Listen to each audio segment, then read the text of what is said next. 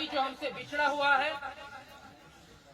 سبھی اس وقت غمزدہ ہیں، پریشان ہیں، اور ہم سے زیادہ غمزدہ اس معصوم نوجوان کے والدین ہیں۔ لیکن کسی بھی غم میں اگر ہم نے سہارے تلاش کرنے ہیں، غم ہی میں نہیں، کسی بھی حال میں اگر ہم نے کسی غم کی دوا تلاش کرنی ہے تو محمد صلی اللہ علیہ وسلم کی طرف دیکھنا پڑے گا۔ ہم اس وقت دیکھتے ہیں یہ نوجوان اس دنیا کو چھوڑ چلا ہے، لیکن محمد ذیشان صلی اللہ علیہ وسلم کی زندگی کی طرف جب ہم دیکھتے ہیں، اللہ کے نبی صلی اللہ علیہ وسلم کو اللہ تعالیٰ نے 3 بیٹے عطا کیے، بالکل کم عمری میں ہی اللہ تعالیٰ نے ان کو اپنے پاس واپس بلا لیا۔ غم تو ہے، صدمہ تو ہے، لیکن غم اور صدمے کی حالت میں بھی ہم نے محمد ذیشان صلی اللہ علیہ وسلم کی سیرت کو دیکھنا ہے کہ اس میں ہمارے لیے سبق کیا ہے۔ محمد ذیشان صلی اللہ علیہ وسلم کے جب تیسرے بیٹے اس دنیا سے رخصت ہوئے، ان کا انتقال ہوا، ان کا نام ابراہیم تھا۔ روایات میں آتا ہے محمد ذیشان صلی اللہ علیہ وسلم نے جب ان کو دفن کیا تو قبر کے کنارے بیٹھ کر محمد ذیشان صلی اللہ علیہ وسلم غمزدہ تھے، اشکبار ہو گئے، سسکی بند گئی ان کی، اور کہنے لگے اے ابراہیم بڑا دکھ دے کے جا رہے ہیں۔ یہ دکھ ہم ہی نہیں دیکھ رہے، اس دکھ سے کئی زیادہ دکھ محمد ذیشان صلی اللہ علیہ وسلم دیکھے۔ لہذا کوئی بھی معاملہ جب ہمارے ساتھ پیش آتا ہے، ہم چیخیں چلائیں نہ، واہی باللہ نہ کریں، اپنے بال نہ نوچیں، چھاتیاں نہ پیٹیں اپنی، بلکہ صبر و ضبط کا مظاہرہ کریں، اسی طرز کو اختیار کریں جو محمد ذیشان صلی اللہ علیہ وسلم نے اختیار کی۔ اس حال میں کہ حضرت حسین رضی اللہ تعالیٰ عنہ جب میدان کارزار میں ان کے چھوٹے سے 2 سال کے بچے کو جب تیر آ کے گردن میں لگتا ہے، گردن کے آر پار ہو جاتا ہے، حضرت حسین رضی اللہ تعالیٰ عنہ اس کا وہ خون اپنے ہاتھوں میں پکڑتے ہیں، آسمان کی طرف پھینکتے ہیں اور کہتے ہیں اے اللہ اگر تو اس حال میں بھی مجھ سے راضی ہے تو میں خوش قسمت ہوں۔ بہرحال کسی کا بھی اس دنیا سے جانا یہ ہمارے لیے ایک سبق ہوتا ہے، ایک یاد دہانی ہوتی ہے، لیکن نوجوان جب کوئی بالکل کم عمری میں اس دنیا سے جاتا ہے تو یہ ہم سب کے لیے ایک زیادہ مضبوط دلیل ہوتی ہے اس بات کی کہ کوئی یہ نہ سوچے کہ ابھی میں چھوٹا ہوں، نوجوان ہوں، 60-70 سال کا، 80 سال کا ہو جاؤں گا تب اس دنیا سے جاؤں گا۔ اللہ تعالیٰ قرآن کریم میں فرماتے ہیں کل نفس ذائقۃ الموت، کہ تم میں سے ہر ایک کو موت کا مزہ چکھنا ہے۔ موت کسی کو نہیں چھوڑے گی، نہ بوڑھے کو، نہ بچے کو، نہ جوان کو، نہ مرد کو، نہ عورت کو، نہ اچھے کو، نہ برے کو، موت کسی کو نہیں چھوڑے گی۔ پھر جب یہاں سے تم پلٹ کر جاؤ گے، میدان سجے گا، قیامت کا، سزا اور جزا کا دن ہوگا۔ لیکن مسئلہ یہ ہے کہ یہ موت آج ہمیں اپنی موت بھی یاد دلانی چاہیے۔ ہمیں یہ یاد ہونا چاہیے کہ ہم میں سے ہر ایک نہ ایک دن اسی بے بسی کے عالم میں ہوگا۔ ہمارے بھی کپڑے پھاڑے جائیں گے، ہمیں بھی دوسرے لوگ غسل دیں گے، ہمیں بھی کفن دیا جائے گا، اور پھر قبر کی اس کال کوٹھی میں، اندھیرے اس ڈبے میں ہمیں بھی ڈال دیا جائے گا، دفن کر دیا جائے گا۔ اس کے لیے تیاری کیا کر رہے ہیں؟ اصل بات ہوا، اصل مسئلہ وہ ہے، کیونکہ اللہ تعالیٰ فرماتے ہیں ہر ایک کو مرنا ہے، مرنے کے بعد قیامت کے دن تم میں سے ہر ایک پورا پورا اجر پائے گا ان اعمال کا جو اس نے کیے ہوں گے۔ اچھے عمل کیے ہوں گے، نامہ اعمال دائیں ہاتھ میں دیا جائے گا، برے اعمال کیے ہوں گے، نامہ اعمال بائیں ہاتھ میں دیا جائے گا۔ سوچو اس وقت تمہیں کہا جائے گا اقرا کتابک، کہ لو پڑھو اپنی کتاب اور دیکھو تم نے اس میں کیا کیا، تم نے نیک کام کیے ہیں، صالح اعمال کیے ہیں، یا بدکاریوں سے، سیاکاریوں سے اپنے نامہ اعمال کو کالا کیا ہے۔ انسان کہے گا ماذ ھذا الکتاب، یہ کیسی کتاب ہے اے اللہ؟ نہ اس نے کوئی چھوٹے سے چھوٹا عمل چھوڑا ہے، نہ بڑا عمل چھوڑا ہے، نہ دین کی کوئی بات چھوڑی ہے، نہ راہ کی کوئی بات چھوڑی ہے۔ ہائے افسوس، ملامت کرے گا اس دن وہ انسان جس نے سیاہ کاریاں کی ہوں گی، بدکاریاں کی ہوں گی، جس نے اللہ کے قرآن کو چھوڑ دیا ہوگا، محمد ذیشان صلی اللہ علیہ وسلم کی سنتوں کو چھوڑ دیا ہوگا۔ وہ روئے گا، پچھتائے گا، لیکن اس دن پچھتانے سے بنے گا کچھ نہیں۔ اس دن پھر دو ہی مقام ہوں گے، فمن زحزح عن النار وادخل الجنہ فقد فاز۔ بس اس دن جو جہنم کی آگ سے بچا لیا گیا، اس دن جو جہنم میں داخل کر دیا گیا، وہ کامیاب۔ اس دنیا میں ہم مزدوری کریں، ہم تجارت کریں، ہم بڑے آفیسر بنے، اس کی بنیاد پر کامیاب اور ناکام وہاں کوئی نہیں۔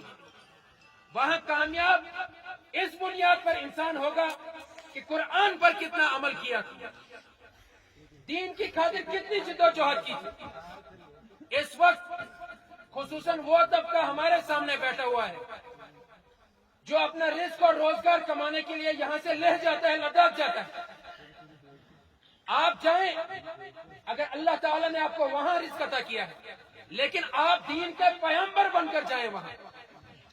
جب آپ وہاں پر ہجرت کرنے جاتے ہیں، رزق کمانے جاتے ہیں، وہاں پر دین کا پیغام لے کر جائیں، وہاں پر اسلام کا پیغام لے کر جائیں۔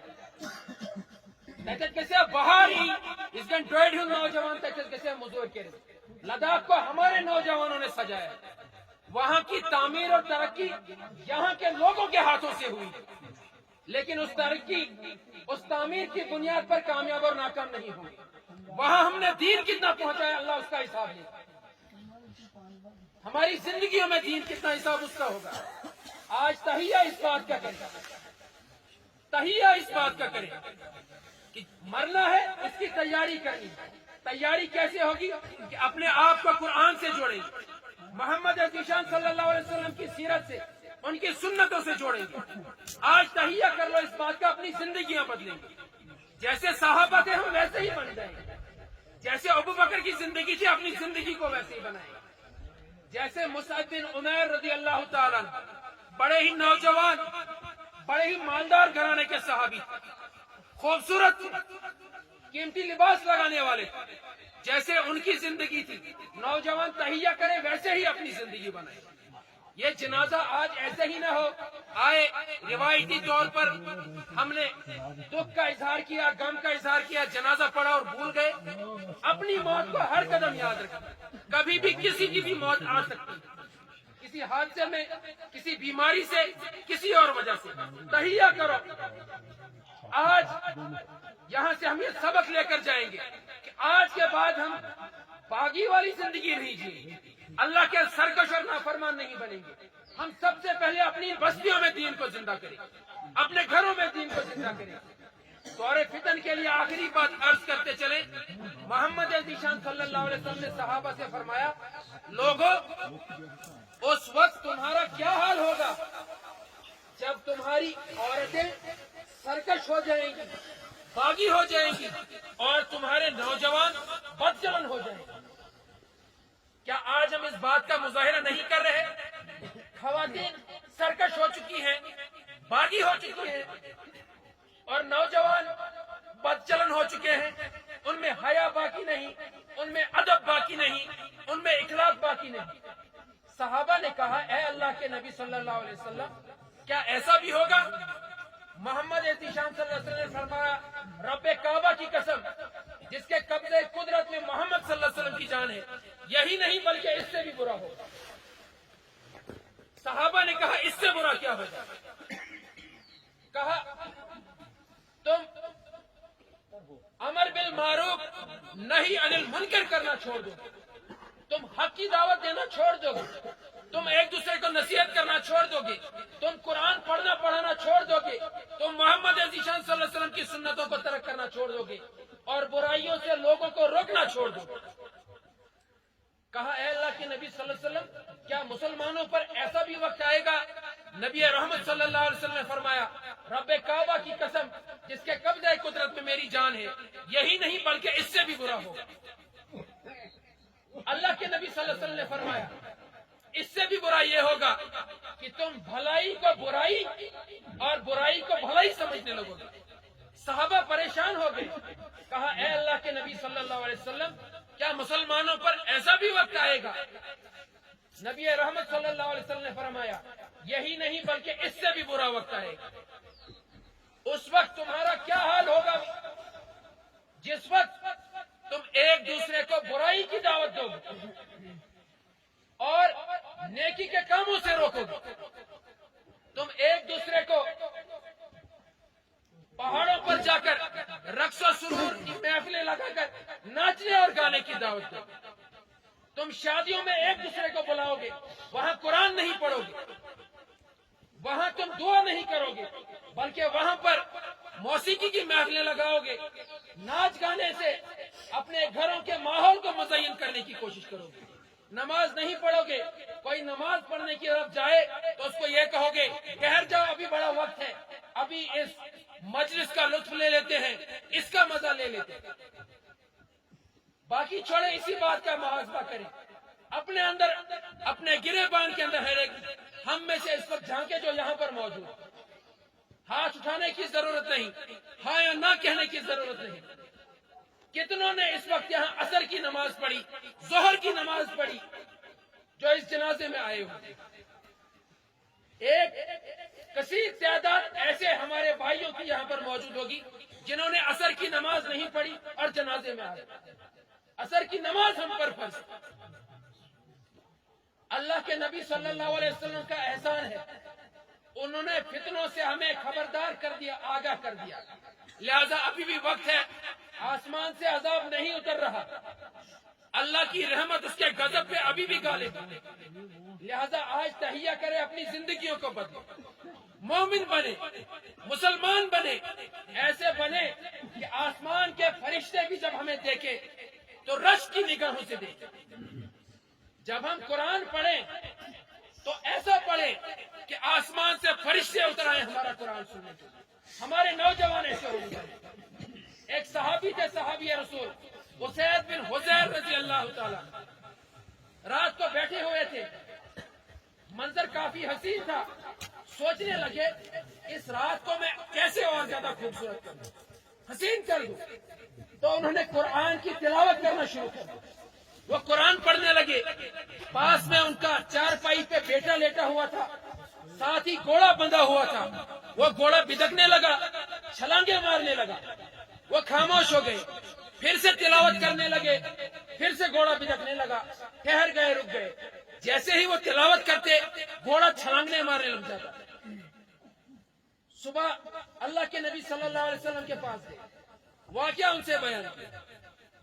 اللہ کے نبی صلی اللہ علیہ وسلم نے کہا آسمان کے فرشتے تمہاری تلاوت سننے کے لیے آسمان سے زمین پر اتر آئے تھے، اگر تم صبح تک ایسے ہی تلاوت کرتے تو بستی میں رہنے والے لوگ ان فرشتوں کو دیکھتے۔ آج ہمیں قرآن پڑھنا ہی نہیں آتا، ہم قرآن کو پڑھتے ہی نہیں، قرآن کو سیکھتے ہی نہیں۔ تہیہ کریں، اسید بن حضیر کے نقش قدم پہ چلیں۔ محمد ذیشان صلی اللہ علیہ وسلم جب عرش پہ گئے، جنتوں کی سیر کرنے لگے تو وہاں پر ایک صحابی کی، اپنے ساتھی کی قرآن کی تلاوت سنتے۔ ہم ان کے نقش قدم پہ چلنے والے بنے، تہیہ کریں۔ آج ہم اپنی زندگیوں کو بدلنے کا وعدہ اپنے رب سے کریں۔ غفلت میں زندگی کو نہیں گزاریں گے، کیا پتا کب ٹھاٹھ پڑا رہ جائے گا، جب لاد چلے گا بنجارا۔ جگہ جی لگانے کی دنیا نہیں ہے، یہ عبرت کی جا ہے، تماشا نہیں ہے۔ ملے خاک میں اہل شاں کیسے کیسے، مٹے نامیوں کے نشان کیسے کیسے، زمیں کھا گئی نوجوان کیسے کیسے۔ یہی تجھ کو دن ہے رہوں سب سے اعلیٰ، وہ زینت نرالی، وہ فیشن نرالا، جیا کرتا ہے کیا یہی مرنے والا۔ تجھے پہلے بچپن نے برسوں کھلایا، جوانی نے پھر تجھ کو مجنون بنایا۔ اجل تیرا کر دے گی بالکل صفایا، جگہ جی لگانے کی دنیا نہیں ہے، یہ عبرت کی جا ہے، تماشا نہیں ہے۔ وآخر دعوانا ان الحمدللہ رب العالمین۔